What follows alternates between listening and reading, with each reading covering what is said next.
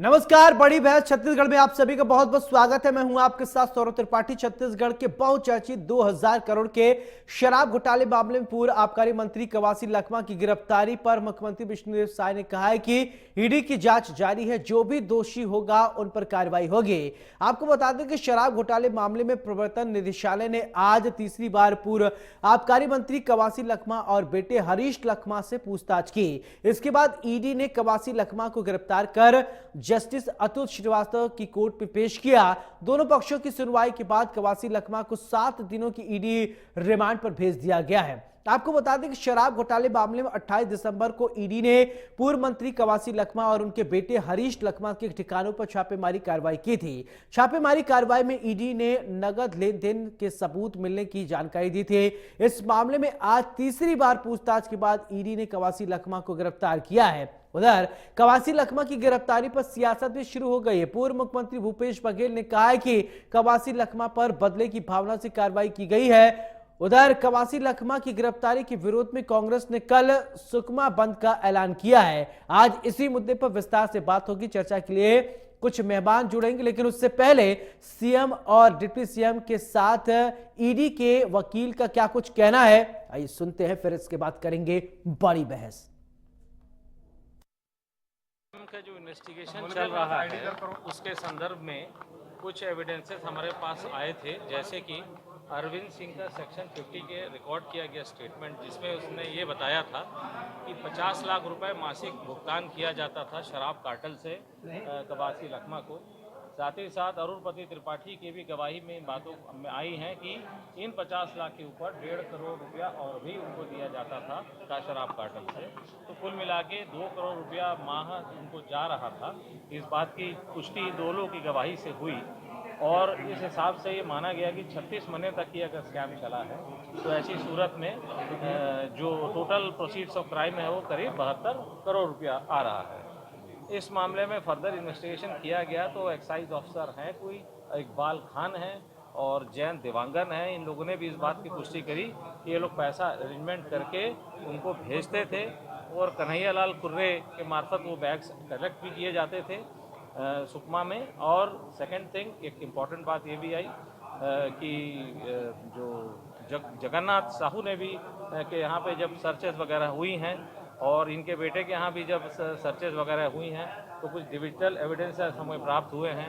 उन digital evidences के basis पर, एनालिसिस के बेसिस पर ये सामने आया कि ये जो पैसा बेसिकली 2 करोड़ रुपए का जो हमें दिखाई पड़ रहा है वो इस्तेमाल हुआ है सुकमा में इनके सुपुत्र के घर बनाने में और जो है कांग्रेस भवन बनाने में, वो भी सुकमा में ही है। तो इस प्रकार से जो प्रोसीड्स ऑफ क्राइम हैं उसको इन लोग ने अनटेंटेड प्रॉपर्टी के यानी निष्कलंकित संपत्ति के रूप में समाज को प्रदर्शित करने का इस प्रकार से प्रयास किया है। अब इसमें ईडी जांच कर रहा है और जो भी उसमें दोषीदार होंगे उनके ऊपर कार्रवाई होगी। ने अपने पंजीबद्ध प्रकरण में रेड के बाद प्राप्त सबूतों के आधार पर ऐसा उनको गिरफ्तार किया है, ऐसा पता चला है।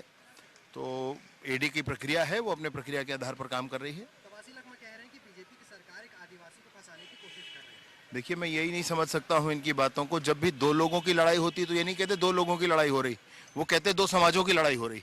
ऐसा कर करके फूट डालना चाहते हैं। ऐसे ही इस प्रकरण में भी भाई जो गुनाहगार है सो है, इस गुनाह में तो अन्य लोग भी अंदर हैं, वो कौन से समाज से हैं।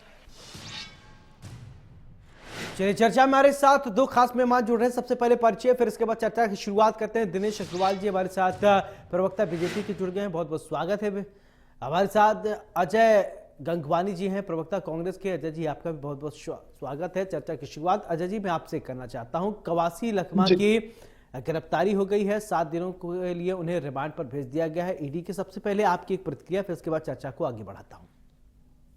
देखिए, त्रिपाठी जी, महत्वपूर्ण है ईडी के द्वारा जो कवासी लखमा पे कार्रवाई की गई है पूरी तरह भारतीय जनता पार्टी की केंद्र सरकार के इशारे पे एक राजनीतिक साजिश और षड्यंत्र है, जो दुर्भावनापूर्वक एक आदिवासी नेता जो 6 बार का विधायक रहा, 3 बार के मंत्री रहे, ऐसे व्यक्ति के ऊपर जानबूझकर कार्रवाई की जा रही है। ये सीधा सीधा राजनीतिक द्वेष के चलते और बदले की राजनीति के चलते है। देखिए, पहले भी हमने त्रिपाठी जी देखा, जब छत्तीसगढ़ में विधानसभा चुनाव हुआ तो उस पर ईडी कार्रवाई करता है उस समय जानबूझकर विपक्ष के नेताओं पे। फिर लोकसभा चुनाव होता है, जब जब अमित शाह जी का दौरा होता है, हमारे कांग्रेस के नेताओं पे कार्रवाई की जाती है। अभी ताजा देखिए उदाहरण देख लीजिए कि नगरीय निकाय चुनाव और पंचायत चुनाव होने वाले हैं, तो यहाँ पे भारतीय जनता पार्टी की स्थिति बहुत खराब है। लगातार भारतीय जनता पार्टी चुनाव को टालती रही और वहां पे प्रशासन नियुक्त किए गए।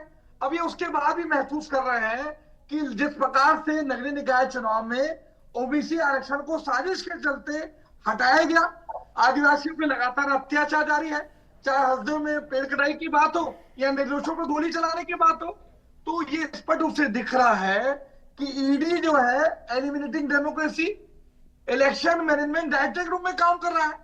जब जब चुनाव होता है एक्टिव हो रहा है। दूसरी महत्वपूर्ण बात है कि लगातार कवासी लखमा जी ईडी के द्वारा जो जांच चल रही है उसमें लगातार सहयोग कर रहे हैं। जब जब बुलाया जा रहा है वो जा रहे हैं। तो ये जो टारगेटेड अच्छा एक बात बताइए अजय जी, एक बात बताइए। ठीक है, मैं आपकी बात से सहमत हूं, हो सकता है मैं अभी दिनेश जी मैं आपके पास थोड़ी देर में आ रहा हूं। कवासी लखमा और हरीश लखमा दोनों से पूछताछ हुई। हरीश लखमा को तो जाने दिया, लेकिन फिर इसके बाद कवासी लखमा को गिरफ्तार कर लिया। और इससे पहले कवासी लखमा कह रहे थे कि साहब मैं अनपढ़ हूं, मैं जहां अधिकारी कहते थे मैं अंगूठा लगा देता हूं। अब बताइए कि एक उसी विभाग का मंत्री और वो अंगूठा लगा के काम चला रहे हैं। आबकारी विभाग को 2 करोड़ रुपए का इतने 2000 करोड़ रुपए का घोटाला हो गया, तब आप क्या कहेंगे बताइए। त्रिपाठी बहुत अच्छा प्रश्न, मुझे दो मिनट का समय दीजिएगा। दूध का दूध पानी का पानी हो जाएगा। सबसे महत्वपूर्ण बात है कवासी लखमा जी की वर्तमान संपत्ति, चल अचल संपत्ति मिला के मात्र 1.25 करोड़ रुपए, कुल 6 एकड़ जमीन जिसमें उसकी पैतृक जमीन शामिल है। तो किसी व्यक्ति के पास कुल संपत्ति 1.25 करोड़ रुपए है तो उस पर किसी प्रकार का आरोप लगाना उचित नहीं है, पहली बात। दूसरी बात, ईडी जो अभी तक चालान क्यों पुटअप नहीं कर रही है? क्या कवासी लखमा जी के घर से 1 रुपए भी कैश मिला क्या? पहली बात। क्या कोई सबूत दस्तावेज मिले? क्या ईडी उसको सार्वजनिक करे कि भैया हमको कवासी लखमा जी ये दस्तावेज सबूत मिले हैं? चलिए ठीक है दिनेश जी, ठीक है दिनेश अग्रवाल जी, प्रतिक्रिया आप चाहूंगा कि ये कह रहे हैं कि अजय जी की बदले की भावना की राजनीति से गिरफ्तारी हुई है, ईडी अपने साथ लेके गई और आदिवासी नेता हैं, बड़े नेता हैं, और जिसके वजह से बदले की भावना से आप लोगों ने कार्रवाई करा दी। प्रतिक्रिया दीजिए आप। देखिए, मैं अजय भैया की बात को बहुत गंभीरता से सुन रहा था। इनको मास्टरी है, मास्टरी है करप्शन के मामले में। करप्शन वही करता है जिसका कलेजा होता है।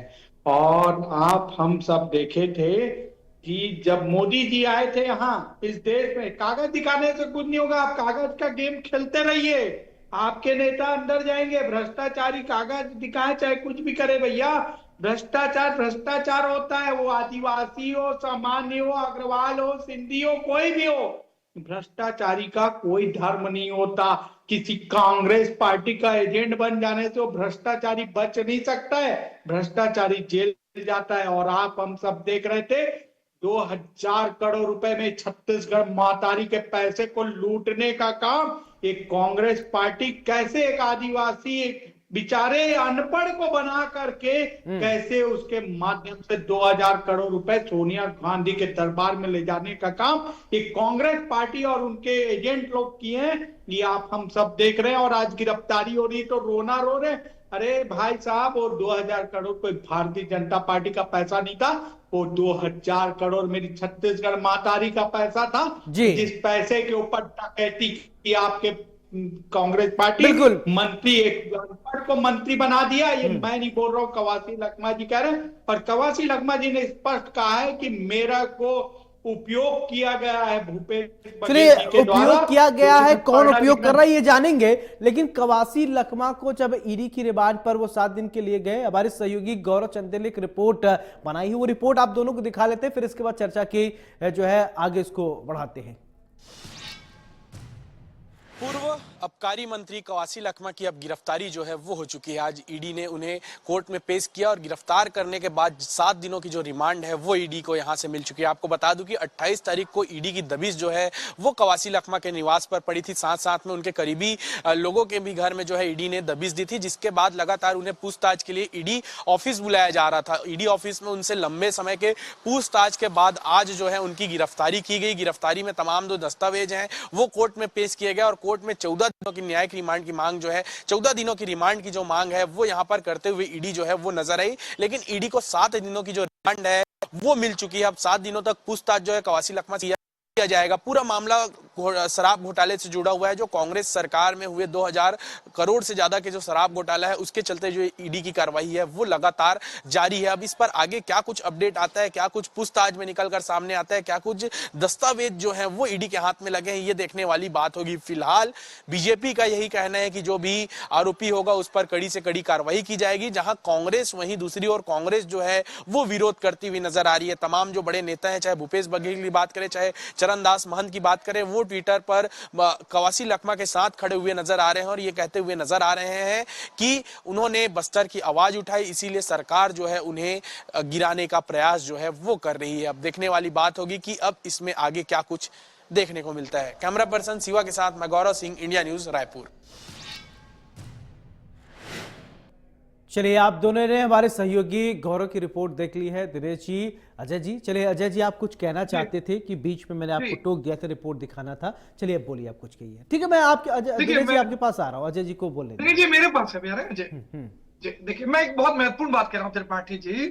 अभी तक यूपीए सरकार के समय ईडी के द्वारा कुल 112 मामले दर्ज किए गए और इनके 11 सालों में केंद्र की मोदी सरकार के कार्यकाल में 3050 से अधिक मामले दर्ज किए गए। और सुप्रीम कोर्ट की रिपोर्ट के आधार पर सौरभ त्रिपाठी जी, जो कन्विक्शन रेट है, मात्र 15 से 16 लोग जो है फाइनल कन्विक्शन में मुजरिम साबित होते हैं। मतलब हर 200 में से मात्र एक व्यक्ति मुजरिम है और 199 लोग बेकसूर हैं। दूसरी बात, महत्वपूर्ण बात मैं कह रहा हूं, चिंतामणि महाराज, जिन पे ईडी जो है कोल घोटाले का आरोप लगाती है, करोड़ों रुपए की रिश्वत लेने की बात करती है, वही चिंतामणि महाराज भाजपा में शामिल होते हैं। आज उसको सांसद की टिकट मिलती है, वो सांसद चुनाव जीतते हैं। एसीबी जो रिपोर्ट पेश करती है, चिंतामणि का नाम हटा दिया जाता है। अजीत पवार, जिसके लिए लोकसभा चुनाव के समय माननीय मोदी जी बोले कि 70 लाखों का घोटाला किया, आज ईडी में कार्रवाई नहीं होती। आज वो भाजपा में शामिल होते हैं, महाराष्ट्र को मुख्यमंत्री की शपथ लेते हैं। चलिए ये बात हो गई, ठीक है।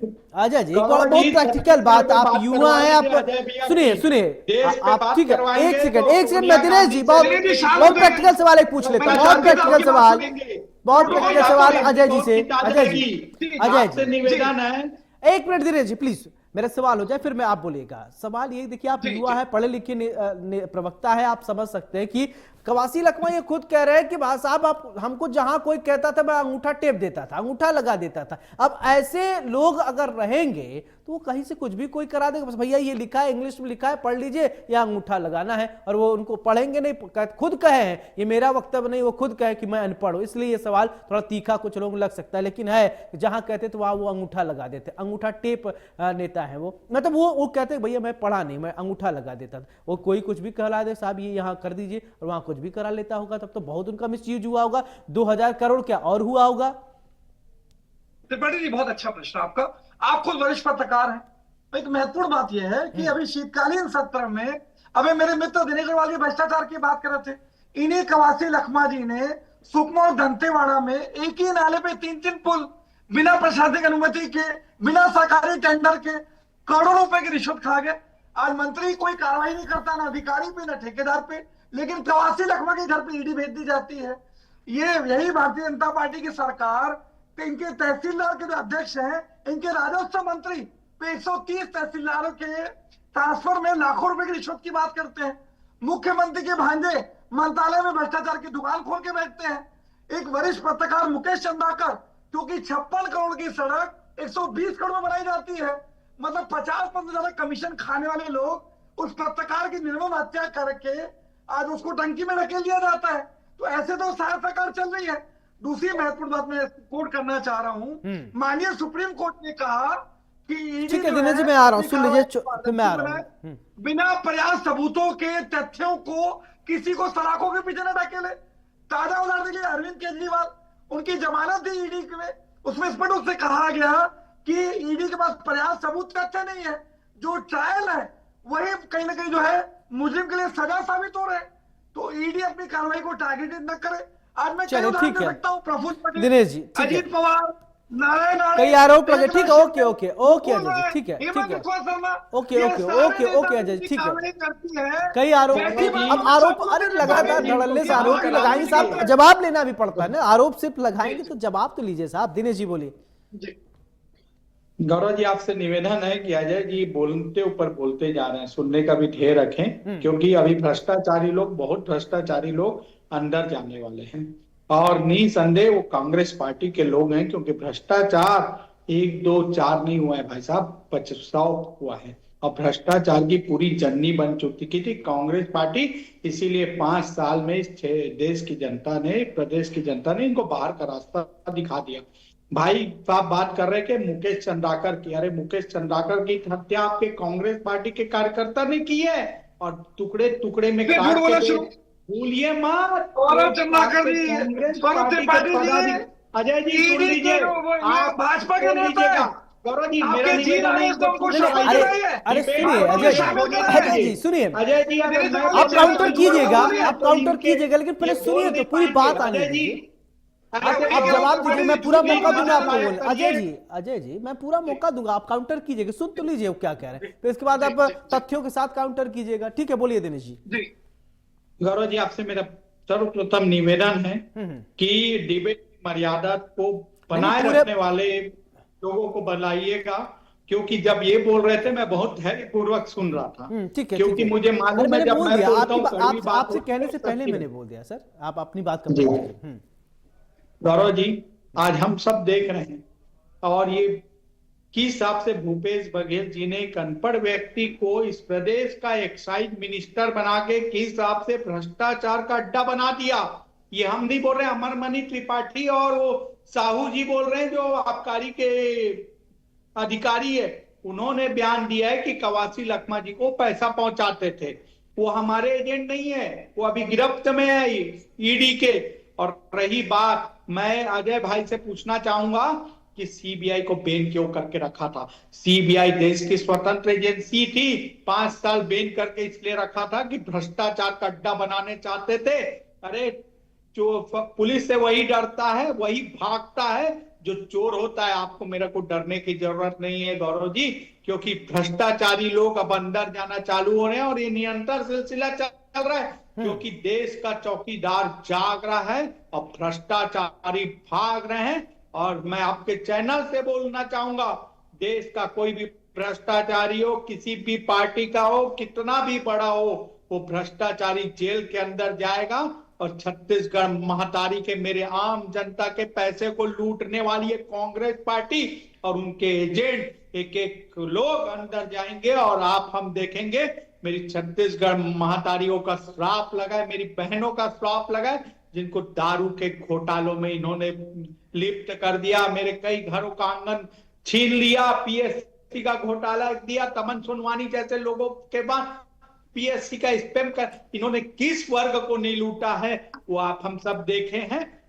और रही बात, मैं आपके चैनल से, आप बहुत ही अच्छा डिबेट लेके आए, मैं आपका साधुवाद करना चाहता हूं गौरव जी, जो ऐसे भ्रष्टाचारियों को जो बेनकाब हो रहे हैं और पूरा देश विदेश सब देख रहे हैं कि भ्रष्टाचारी कैसे अंदर हो रहे हैं। अभी रुकते जाइए, परत दर परत खुल रही है, क्योंकि अमरमणि त्रिपाठी और साहू का जो बयान आया उससे अच्छा दिनेश जी, मैं अगर थोड़ा आप लोग करेक्ट कीजिएगा, एक बार शराबबंदी की बात आई थी, कवासी लखमा उसमें आबकारी मंत्री थे, मजदूरों को लेकर उन्होंने बयान दिया था, जब युवा भैया मजदूरों जहां मजदूरी करते वहां शराब ही नहीं दिया जाएगा, तो उन्होंने कहा भैया दिहाड़ी की मजदूरी करता है, थक जाता है, शराब नहीं पिएगा तो क्या करेगा।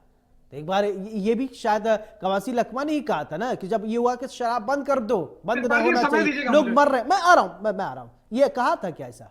अगर मैं इनकरेक्ट हूं तो करेक्ट कर दीजिएगा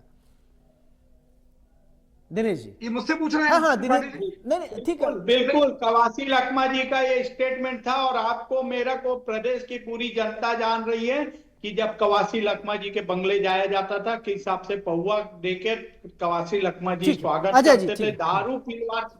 ठीक है अजय जी, अब बोलिए। ठीक है, देखिए ये महत्वपूर्ण उदाहरण दे देता हूं आपको। इनके पूर्व स्वास्थ्य मंत्री ये स्टेटमेंट देते हैं कि छत्तीसगढ़ में शराब के बदले भांग और गांजे को बढ़ावा देना चाहिए, क्योंकि भांग और गांजा खाने के बाद लोग अपराध भी करते हैं। तो ये तो इनके स्वास्थ्य मंत्री की सोच है। दूसरे मेरे मित्र दिनेश अग्रवाल जी एक बात कह रहे थे छत्तीसगढ़ मेहतारी की।